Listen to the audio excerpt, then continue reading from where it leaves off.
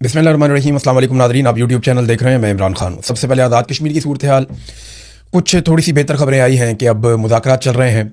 गो के Pakistan peoples party के लोग गए मुज़ाकरात करने के लिए, और इसका एक रीज़न भी है कि पाकिस्तान पीपल्स पार्टी को आज़ाद कश्मीर में मुमकिन तौर पर हुकूमत बनाकर दी जाएगी। आज़ाद कश्मीर के लोगों ने बड़ी लंबी एक स्ट्रगल की है। 40 दिन तक उन्होंने वहाँ पर धरना दिया, उन्होंने एहतजाज किया, बहुत सारी लाशें गिरी इस बीच में। सिविलियंस जो हैं वो बड़ी तादाद में शहीद हो गए, कुछ पुलिस एहलकार भी शहीद हुए, सिक्योरिटी फोर्सेस के लोग, और झड़पें होती रहीं। एक दिन पहले जो लड़ाई हुई वो बड़ी खौफनाक थी। उसमें इतला आई कि उस लड़ाई में 8 के करीब कश्मीरी नौजवान शहीद हुए, जबकि 3 पुलिस एहलकारों का या सिक्योरिटी एहलकारों के बारे में कहा जाता है उनकी भी शहादत हुई है। और लोगों ने दोनों तरफ से दरख्त काट के फेंक दिए थे और बड़ी सिचुएशन क्रिएट हो गई थी। और उसके बाद फिर मुज़ाकरात का दोबारा फैसला किया गया। तो अब जॉइंट अवामी एक्शन कमेटी के लोग मुख्तलिफ जगहों पर धरने देकर बैठे हुए हैं और वो अपना एहतजाज कर रहे हैं।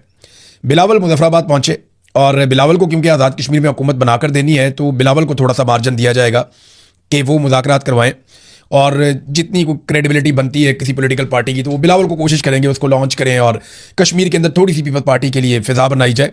इससे पहले भी पीपल्स पार्टी को ही आज़ाद कश्मीर में हुकूमत बनाकर दी गई थी, और पीपल्स पार्टी का ही फैसल राठौर वहाँ पर वज़ीर आज़म था, तमाम फैसले उसने ही किए थे। लेकिन अच्छी बात यह है कि चीज़ें ऐसा लगता है कि अब अंजाम की तरफ जा रही हैं, और आज़ाद कश्मीर के लोगों को उनके मुतालबात तस्लीम होने की सूरत में इस मुसीबत से निजात मिल जाएगी। मैं बार बार ये कह रहा था कि इस नफ़रत को फैलाने की बजाय मामले को बातचीत से हल करना चाहिए, तो बातचीत शुरू हो गई है। अब इसमें जो जॉइंट अवामी एक्शन कमेटी है उन्होंने फील्ड मार्शल आसिम मुनीर का भी नाम लिया है। पहले देख लेते हैं कि उन्होंने क्या कहा। उनका जो बयान है वो मैं आपके सामने रख देता हूँ। जॉइंट अवामी एक्शन कमेटी ने कहा कि तवील मुज़ाकरात के बाद क़यादत की जानिब से लॉन्ग मार्च को आलमी तौर पर मुलतवी करने का बाज़ाब्ता ऐलान कर दिया गया है। हुकूमत को मुतालबात पर अमल दरामद के लिए 21 जुलाई तक की मोहलत दे दी गई है। यानी आज जब आप ये वीडियो सुन रहे हैं तो 16 जुलाई है, अभी 5 दिन मजीद बाकी हैं, तो 21 जुलाई तक की मोहलत दी गई है। अगर मुकर्ररा मुद्दत तक वादे पूरे ना किए गए या मुतालबात मंजूर ना हुए तो 22 जुलाई से दोबारा लॉन्ग मार्च का आगाज़ किया जाएगा। वादे रहे कि लॉन्ग मार्च मुलतवी हुआ है, कॉल ऑफ नहीं किया गया। तमाम जारी जो धरने हैं वो हस्बे साबिक बरकरार रहेंगे और अवामी जदोजहद जारी रहेगी। ये फैसला तहरीक के इख्तिताम का नहीं बल्कि मुज़ाकरात को एक मौका देने का फैसला है। अब निगाहें हुकूमत के अमली इक़दाम पर हैं। अगर वादे पूरे हुए तो ये अवामी जदोजहद की कामयाबी होगी, और अगर वादा खिलाफी की गई तो 22 जुलाई को अवाम दोबारा अपने आइनी और पुरअमन हक के लिए मैदान में होंगे। अल्लाह ताला हक और इंसाफ पर मबनी फैसला नसीब फरमाए। मामला यह है कि अब कुछ चीज़ें तय होने की तरफ जा रही हैं। उसका रीज़न ये है, ना तो आज़ाद कश्मीर के अवाम पीछे हटते हैं और ना एस्टेब्लिशमेंट अपने मौक़िफ़ से पीछे हट रही थी। मसला ज़्यादा आकर फंसा हुआ था 12 नशिस्तों पर। तो वो जो 12 नशिस्तें हैं वो गले की हड्डी बनी हुई है। एस्टेब्लिशमेंट को यह पता है कि इन 12 नशिस्तों के ज़रिए से ही बड़े आराम से आज़ाद कश्मीर में हुकूमत बनाई जा सकती है। अब क्योंकि पाकिस्तान तहरीक इंसाफ भी इलेक्शन से बाहर चली गई है और कलअदम होने के बाद जॉइंट अवामी एक्शन कमेटी भी इलेक्शन नहीं लड़ सकती, तो ये सिचुएशन अब एस्टेब्लिशमेंट के लिए उतनी बुरी नहीं है। धांधली वादली करके पीपल्स पार्टी को हुकूमत बनाकर दी जा सकती है। अब इसमें एक और जो डेवलपमेंट है वो मैं आपके सामने रखता हूँ, जिसमें जॉइंट अवामी एक्शन कमेटी ने कहा कि उन्होंने फील्ड मार्शल आसिम मुनीर को मौजूदा हालात के तनाजुर में 13 जुलाई को एक ख़त लिखा था, और 14 जुलाई 2026 को उनको वो ख़त मिला था, और तमाम हालात उन्हें बताए गए थे आसिम मुनीर साहब को। और उन्होंने फौरी तौर पे जनाब सैयद कमर रज़ा साहब, चेयरमैन ओवरसीज पाकिस्तानी फाउंडेशन को अपना नुमाइंदा मुकर्रर करते हुए जम्मू कश्मीर जॉइंट अवामी एक्शन कमेटी की तरफ भेजा। अब वो कहते हैं जनाब के जो मुज़ाकरात हैं वो 15 जुलाई को हुए, यानी कल के दिन में मुज़ाकरात हुए, और उन्होंने अपने मुतालबात सामने रखे और उनके ऊपर बड़ी डिटेल बातचीत हुई। अब जो कमर रज़ा साहब हैं, उन्होंने जो ओवरसीज़ फाउंडेशन के सरबराह हैं, उन्होंने कहा जी कि लॉन्ग मार्च आप रोक लें, और इस बात की उन्होंने यकीन दहानी करवाई कि तमाम मसाइल बातचीत के जरिए हल किए जाएंगे। तो अब 5 दिन का टाइम रख दिया गया है, धरने जारी रहेंगे, लॉन्ग मार्च नहीं किया जाएगा। ये है जनाब मामला। तो पीपल्स पार्टी भी इसमें आ गई, फील्ड मार्शल आसिम मुनीर का नाम भी इसके अंदर आ गया है। तो अब अंदर क्या चल रहा है वो मैं आपको बता देता हूँ। मेरी वहाँ पे जो मकामी सहाफ़ी हैं या जो ये जॉइंट अवामी एक्शन कमेटी के लोग हैं, जो लोग धरने में मौजूद हैं, उन लोगों के ज़रिए से जो मेरे पास इन्फॉर्मेशन पहुँची वो क्या है, ये अभी तक बता दें कि 12 नशिस्तें जो मुहाजिरीन वाली हैं वो ख़त्म कर दी जाएँ, या कम से कम उनका ये इख्तियार ख़त्म कर दिया जाए कि वो आज़ाद कश्मीर में हुकूमत बनाएं या आज़ाद कश्मीर में हुकूमत गिराएं। तो कम से कम ये तो किया जाए। अब 6 नशिस्तों को ख़त्म करने का मुतालबा तस्लीम कर लिया गया। ये कहा गया कि 6 सीटें हम फौरी तौर पे ख़त्म कर देते हैं। हालांकि जो सुप्रीम कोर्ट है कश्मीर का वो ये फैसला दे चुका है कि ये जो सीटें ख़त्म होंगी ये 2/3 अक्सरियत के साथ ही होंगी, ये उसके बगैर नहीं होंगी। लेकिन मैं आपको बताता हूँ ना, एस्टेब्लिशमेंट की जिद होती है सारी, और कोई चक्कर नहीं होता। जब वो चाहेंगे तो वो हो भी जाएगा, वैसे भी हो जाएगा। तो 6 नशिस्तें वो कहते हैं जी खत्म कर दी जाएंगी, 6 नशिस्तों का फैसला इलेक्शन के फौरन बाद हो जाएगा। और ये भी बात की जा रही है कि ये 6 नशिस्तों का आने वाली हुकूमत में वोट होगा या नहीं होगा, यानी वज़रा आप इनको बना दें लेकिन आप इनको वोट का हक ना दें, वज़ीर आज़म बनाने में या गिराने में आप इसको वोट का हक ना दें। अब यहाँ पे मामला फंसा हुआ है, बातचीत हो रही है, देखें नतीजा क्या निकलता है। एक और चीज़ जो बड़ी इंपॉर्टेंट है वो ये है कि कलदम का जो टैग लग गया जॉइंट अवामी एक्शन कमेटी के ऊपर, वो टैग ख़त्म किया जाए, जो लोग गिरफ्तार हुए हैं उनको फौरी तौर पर रिहा किया जाए, और जो संगीन नौइयत के मुकदमात बनाए गए हैं जॉइंट अवामी एक्शन कमेटी के लोगों पर, वो मुकदमात भी ख़त्म करवाए जाएँ। तो अगर ये चीज़ें हो जाती हैं तो मामला हल हो जाएगा। मामला बातचीत से ही हल होना चाहिए। आप जितनी मर्जी लड़ाई करें, अपनी आवाम से लड़ना कोई दानिशमंदी नहीं होती। बातचीत करें, मामले को हल करें, लोगों को उनके घरों में भेजें, कारोबारी ज़िंदगी जो है मामूल के मुताबिक लाएं। अब जॉइंट अवामी एक्शन कमेटी की एक रिस्पॉन्सिबिलिटी है मेरी नज़र में, मुझे नहीं लगता कि मुझे आइडिया नहीं है कि वो क्या करेंगे इसके बारे में, लेकिन मेरी नज़र में उन्हें एक डिमांड रखनी चाहिए कि इलेक्शन को थोड़ा सा डिले करें, थोड़ा सा इलेक्शन को आगे ले जाएं, और वो अपनी जमात को बाकायदा एक पॉलिटिकल पार्टी के तौर पे इन इंतखाबात में उतारें। जितनी जॉइंट अवामी एक्शन कमेटी की इस वक्त मकबूलियत है, जितने वो ताकतवर हैं आज़ाद कश्मीर में, उन्हें शिकस्त देना बाकी पॉलिटिकल पार्टीज़ के लिए शायद मुमकिन नहीं होगा। तो बजाय इसके कि बाकियों की मिन्नतें करते रहें, उनके तरले करते रहें, बार बार सड़कों पर आकर बैठते रहें, मुतालबात करते रहें, टाइम ज़ाया करते रहें अपना भी लोगों का भी, इससे बहुत बेहतर है कि ये जो जॉइंट अवामी एक्शन कमेटी के लोग हैं, आम कश्मीरी, वो इलेक्शन लड़ लें, और वहाँ तो पैसा भी नहीं लगेगा। आम कश्मीरी इलेक्शन लड़ें, पॉलिटिकल पार्टियों को शिकस्त दें, अपनी हुकूमत बनाएं, और अपनी हुकूमत बनाने के बाद आज़ाद कश्मीर के वो तमाम फैसले जो वो करवाना चाहते हैं वो खुद करें। मेरे ख्याल में ये होना चाहिए। 2 महीने का टाइम मांग लिया इलेक्शन में, कोई बात नहीं, इलेक्शन थोड़ा आगे चला गया, पहले भी इलेक्शन आगे जाते रहे हैं, तो अगर इलेक्शन 2 महीने 3 महीने आगे भी चला जाएगा कोई फर्क नहीं पड़ेगा। अपनी जमात को लेकर आए इलेक्शन के, और अगर उनके लोगों ने कागजात नामजदगी जमा करवाए हुए हैं ऑलरेडी जॉइंट अवामी एक्शन कमेटी ने, तो फिर वो इलेक्शन लड़ भी सकते हैं, और वो इलेक्शन लड़ें, फिर भी लड़ें, लेकिन इलेक्शन ज़रूर लड़ें और मैदान को खाली ना छोड़ें। जॉइंट अवामी एक्शन कमेटी अगर आवाम की आवाज़ उठा रही है तो उसका सबसे बेहतरीन तरीका यह है कि वो अपने आप को पार्लियामेंट के अंदर लेकर जाए और वहाँ बैठकर आवाम की आवाज़ उठाए, चाहे वो अपोजिशन में हो चाहे वो हुकूमत में हो। तो ये मेरी गुजारिश है जॉइंट अवामी एक्शन कमेटी से। बहरहाल वो अपना फैसला खुद ही करेंगे। नाज़रीन, फजलुर रहमान साहब जो हैं वो एक इनकलाबी रहनुमा के तौर पे सामने आ रहे हैं या आना चाहते हैं। हकीकत क्या है ये तो अल्लाह रब्बुल इज़्ज़त ही जानता है, दिलों की बात तो हम नहीं कर सकते, लेकिन ट्रैक रिकॉर्ड हम जानते हैं। फजलुर रहमान साहब जिस वक्त रिजीम चेंज ऑपरेशन के सबसे बड़े आलाकार बने हुए थे, जब फजलुर रहमान साहब जर्नैलों के कहने के ऊपर इमरान खान साहब की सरकार को गिरा रहे थे और एक जाली हुकूमत जो इंपोर्टेड सरकार है उसको लाकर मुसल्लत कर रहे थे, जिसमें अमेरिका का आशीर्वाद भी हासिल था इनको, तो उस वक्त भी फजलुर रहमान साहब एंटी एस्टेब्लिशमेंट बातें करते थे। उस वक्त भी फजलुर रहमान साहब ऐसी तकारीर किया करते थे जिससे ऐसा लगता था कि शायद फजलुर रहमान साहब इनकलाबी हैं, ताकि अवामी तायीद या अवामी हमायत उनके साथ रहे। तो अब हम नहीं जानते कि फजलुर रहमान साहब वाकई इनकलाबी हो गए हैं या एक नया खेल खेला जा रहा है। देखिए, इस तरह का स्टेटमेंट अगर इमरान खान दे देते या पाकिस्तान तहरीक इंसाफ का कोई और बंदा दे देता या कोई और ऐसी जमात जो वाकई में एंटी एस्टेब्लिशमेंट है वो ऐसा स्टेटमेंट देती, तो अब तक बेशुमार कार्रवाइयां हो जाती। लेकिन फजलुर रहमान और उनके लोग डटे हुए हैं। फजलुर रहमान साहब का एक नया स्टेटमेंट भी मंजरेआम पे आया है और इसमें उन्होंने कहा जी पार्लियामेंट एस्टेब्लिशमेंट के घर की लौंडी है जिसकी अहमियत खत्म हो चुकी है। ऐवान नहीं, अब इस मैदान की हैसियत है, इसलिए ऐवान में हमारी 5 सीटें हों या 10 हों, इसकी परवाह किए बगैर जाली पार्लियामेंट को जूते की नोक पे रखते हैं फजलुर रहमान साहब। ये पार्लियामेंट आज जाली नहीं हुई, ये पार्लियामेंट पहले दिन से जाली है। पहले दिन इनको फॉर्म 47 जारी किया गया था। आपकी अपनी सीट फॉर्म 47 पे है, नूर आलम खान जो आपका एमएनए है उसकी सीट फॉर्म 47 पे है, और आपकी पार्टी को बहुत सारी चीजें फॉर्म 47 के मुताबिक मिली हैं। आपने सेनेट की सीट लेने के लिए फॉर्म 47 वाली गेम डाली, वहां पे भी आपने जालसाजी की, और पाकिस्तान तहरीक इंसाफ की मखसूस नशिस्तें माले गनीमत के तौर पे आपने अपने पास रख ली। उस वक्त आपको जमहूरियत याद नहीं आई, जिस वक्त आप जर्नैलों के साथ मिलकर रजीम चेंज ऑपरेशन कर रहे थे, यानी जनरल बाजवा के साथ बैठकर आप इमरान खान की हुकूमत गिराएं तो वो जमहूरियत है। लेकिन आज आपके खिलाफ कोई बात करे तो वो जमहूरियत नहीं है। ये सारी कहानी है। मुझे लगता है कि एस्टैब्लिशमेंट फजलुर रहमान साहब को शायद लॉन्च कर रही है, मुझे ऐसा लगता है।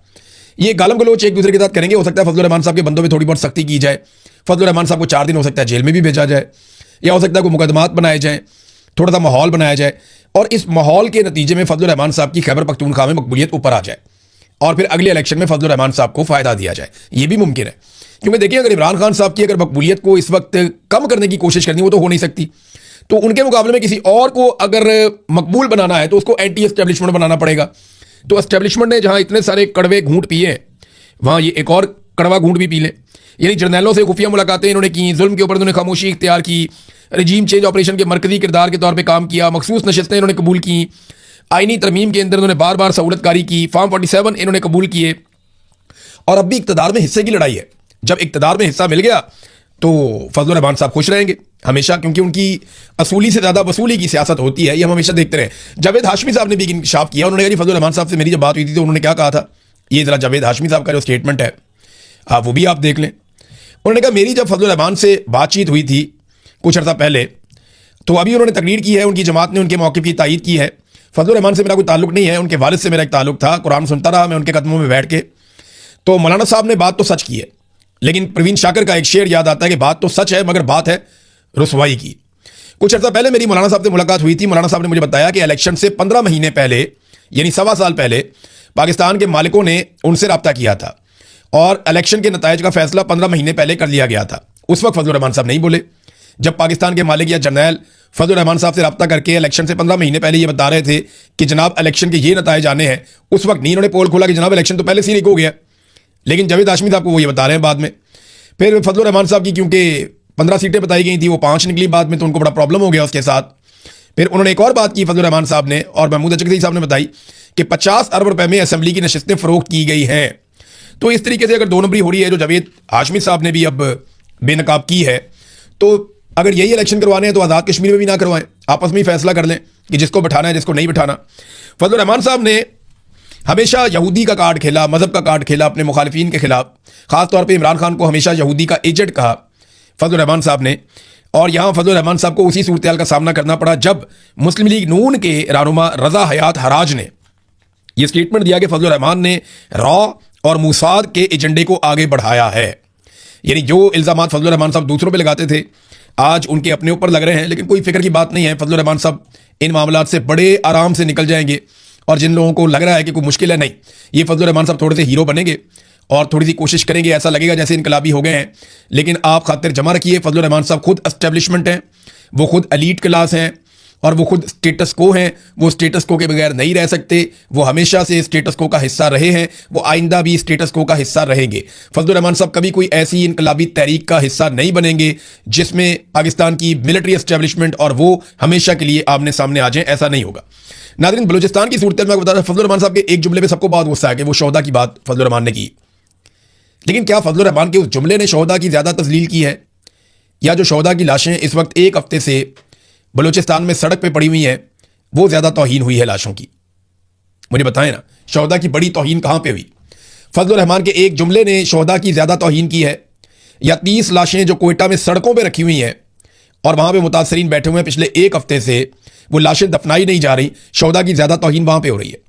पहाड़ पे लाशें पड़ी हुई थी, उठाने के लिए कोई नहीं जा रहा था, वो शोहदा की तौहीन नहीं हो रही थी कि शोहदा की लाशें पहाड़ पे पड़ी हुई हैं, उठाने कोई नहीं जा रहा। फिर लोगों ने किराया करके वहाँ से ट्रक और पिकअप्स ये हासिल की, मजदूरों को लेकर गए, वहाँ से लाशें उठाकर अपनी मदद आपके तहत लेकर आए, वो शोहदा की तौहीन नहीं थी? तो बलूचिस्तान के शोहदा के बारे में कोई बात क्यों नहीं करता? जो लोग रोज़ाना प्राइम टाइम के अंदर कई प्रोग्राम कर रहे हैं फजलुर रहमान साहब के बारे में कि उन्होंने एक जुमला बोल दिया, वो लोग बलूचिस्तान में पड़ी हुई लाशों पे बात क्यों नहीं कर रहे? फजलुर रहमान को बाद में हीरो बना लेना भाई, वो जो कौम के हीरो जिनको दफन होना है उनकी पहले बात कर लो थोड़ी सी, कि उनकी लाशें पड़ी हुई है सड़कों के ऊपर, उनके बारे में बात ही कोई नहीं करता और बात करने को तैयार भी कोई नहीं है। अब ये बीबीसी की खबर के मुताबिक बलूचिस्तान हरनाई से 4 सिक्योरिटी एहलकारों की मजीद लाशें बरामद हो गई। लगता है लाशें उठाएंगे हम बलूचिस्तान में, कितनी तकलीफदेह बात है। ये 4 सिक्योरिटी एहलकार हैं जिनकी लाशें मजीद बरामद हो गई हैं और उनकी पहचान भी हो गई है। ये हरनाई का इलाका है, ये वही इलाका है, वहीं से करीब से ही मजीद लाशें बरामद हुई हैं। सीनियर एहलकार ने बताया कि 4 अफराद की लाशों को बरामदगी के बाद अस्पताल मुंतकिल किया गया जहां उनकी शनाख्त हो गई है। और इनके बारे में बताया जा रहा है कि ज़ुबैर अहमद और इनके दोस्त खलील अहमद को नामालूम अफराद ने 21 जून को कोयटा, जबकि रिटायर हवलदार मोहम्मद सादिक को 5 जुलाई को ज़ियारत और पुलिस के सिपाही फरीद अहमद को 5 या 6 जुलाई को ज़िला ज़ियारत के इलाके मांगी से अगवा किया था। और यह भी बताया गया कि इन अफराद को नामालूम मुसल्लह अफराद ने चंद रोज़ कबल हलाक करने के बाद उनकी लाशें ज़िला कोयटा से मुतसिल हरनाई के इलाके शोबान में फेंक दी थीं और यहीं पे पुलिस वालों को भी शहीद किया गया था, यहाँ करीब ही। अब आप अंदाज़ा करें कि यहाँ पे पहले भी पुलिस वाले मारे गए हैं, 4 लाशें यहाँ से मजीद मिल गई। ये कितनी अफसोसनाक सूरत हाल है। यानी कोई पूछने वाला नहीं है, जब दिल करता है सिक्योरिटी फोर्सेस के लोगों को उठा लेते हैं, उठाकर कत्ल कर देते हैं। कौन रोकेगा इन दहशतगर्दों को? क्या लश्कर रोकेंगे, या जो स्मगलर्स हैं, या जो मनशियात का कारोबार करते हैं, या जो जराइम पेशा अफराद हैं, उनके जो लश्कर बनाए जाएंगे वो लश्कर रोकेंगे इन दहशतगर्दों को? वो कल को खुद दहशतगर्दों के साथ मिल जाएंगे। और एक नई मुसीबत आपके गले पड़ जाएगी। ये मजीद 4 लाशें बरामद हुई हैं और इनके ऊपर बीबीसी ने ये पूरी एक खबर भी लिखी है। और इससे पहले जो लोग बाजियाब हुए थे ना, जिनको छोड़ दिया था दहशतगर्दों ने, वो पैसे देकर आए थे। उनको भी कोई सिक्योरिटी फोर्सेज नहीं लेकर आई थी। कुछ लोग पैसे देकर आए हैं, कुछ लोग गारंटीज देकर आए हैं कि आइंदा हम सिक्योरिटी फोर्सेज के लिए काम नहीं करेंगे। ये क्या चल रहा है बलूचिस्तान में? और बात करते हैं सिर्फ खैबर पख्तूनख्वा की, बलूचिस्तान की बात ही कोई नहीं करता, उसके बारे में जबान कोई नहीं खोलता। खबरें चला देते हैं कि हम कामयाब ऑपरेशन कर रहे हैं। तो ये किस किस्म के कामयाब ऑपरेशन है जिनके नतीजे में हमारे अपने फोर्सेज के लोग शहीद होते चले जा रहे हैं? नादरीन, फवाद चौधरी साहब ने थोड़े दिन पहले मुलाकात की थी कोट लखपत जेल के अंदर, और उन्होंने मुलाकात की थी कोट लखपत जेल के जो रहनुमा मौजूद हैं वहां पे उनसे, और बाहर आकर उन्होंने जो बातें की उन बातों की तरदीद कोट लखपत जेल के अंदर से आ गई। ये जनाब पीटीआई रहनुमाओं ने वकील राणा मुदस्सर उमर के जरिए कोट लखपत जेल से बयान जारी किया। बयान में आपको एज इट इज पढ़ के सुना देता हूं। फवाद चौधरी और दीगर से कोट लखपत जेल में होने वाली मुलाकात का जो तासुर दिया वो दुरुस्त नहीं है। फवाद चौधरी का बयान मुकम्मल हकायक के मुनाफी है। हमें अपनी पार्टी की आदत पर मुकम्मल एतमाद है और पार्टी पॉलिसी के साथ हैं। शाह महमूद कुरैशी, महमूद रशीद, एजाज चौधरी समेत दीगर ने बयान जारी किया है कि जो फवाद चौधरी ने कहा बाहर आकर हमसे मुलाकात करने के बाद, वो बात गलत है। असल बात हम बताते हैं, हम तो अपनी पार्टी के साथ खड़े हैं। अब पाकिस्तान तहरीक इंसाफ के मुज़ाकरात का क्या बना? देखिए, वो भी तो मुज़ाकरात की बातचीत चल रही थी ना, कि मुज़ाकरात हो रहे हैं, कोई बातचीत हो रही है। तो उसमें पीटीआई का एक इजलास हुआ, उसमें एक अंदरूनी कहानी आई है और उसमें यह पता चला है कि जो बैकडोर चैनल राब्ते या मुज़ाकरात या कोई भी चीज़ अगर क्लेम की जा रही थी कि हो रही है, तो पीटीआई की क़यादत ने बताया जी ऐसा कुछ भी नहीं हो रहा, हमारी किसी से किसी किस्म का कोई मुस्बत इशारा नहीं मिला, हमारी कोई बातचीत इस वक्त नहीं चल रही और एहतजाजी हिकमत अमली पर अब गौर किया जाएगा। फैसला किया गया है कि आइंदा लायामल सियासी कमेटी में भी ज़ेर गौर आएगा, जबकि 5 अगस्त के बाद एहतजाजी तहरीक शुरू करने की तजवीज़ पर इत्तफाक किया गया। देखिए, तो 5 अगस्त का ऐसा दिन था कि इससे पहले अगर ये 1.5-2 महीने तैयारी करते तो 5 अगस्त से एक बड़ी तहरीक शुरू कर सकते थे, क्योंकि उस दिन इमरान खान साहब को 3 साल मुकम्मल हो रहे हैं कैद तन्हाई में जेल में पड़े हुए। लेकिन और 3 साल से लोगों ने उन्हें देखा भी नहीं, उनकी तस्वीर नहीं आने दी, उनकी ऑडियो नहीं आने दी। और ये पाकिस्तान की तारीख में पहली मरतबा किसी लीडर के साथ हुआ है कि ना लोगों ने उसको देखा, ना लोगों ने उसको सुना, लेकिन लोग आज भी बड़े पैमाने पर अपने उसी लीडर को फॉलो करते हैं। तो 5 अगस्त भी इन्होंने गुजार दी। इसके बाद जो अगला टर्न्योवर वो भी ये गुजार देंगे। टाइम तो गुजारने में मास्टर है, पॉलिटिकल पार्टीज हैं, लेकिन अलीमा खानम एक जद्दोजहद कर रही हैं। देखते हैं कि उनकी जद्दोजहद कहां तक पहुंचती है।